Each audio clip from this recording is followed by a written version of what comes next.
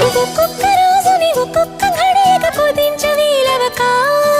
చిరాకు పడేటు పరారైందో సమయం కనబడక ప్రపంచమంతా పరాభవంతో తలొంచి వెళ్ళిపోదా తనోటి వందని మనం ఎలాగా గమనించం గనక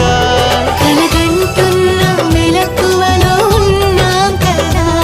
మన దరికెవరు వస్తారో కదిలించగా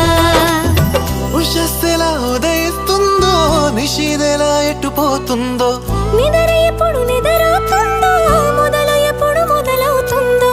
ఇలాంటివేం తెలియక ముందే మనం అని కదా నికామ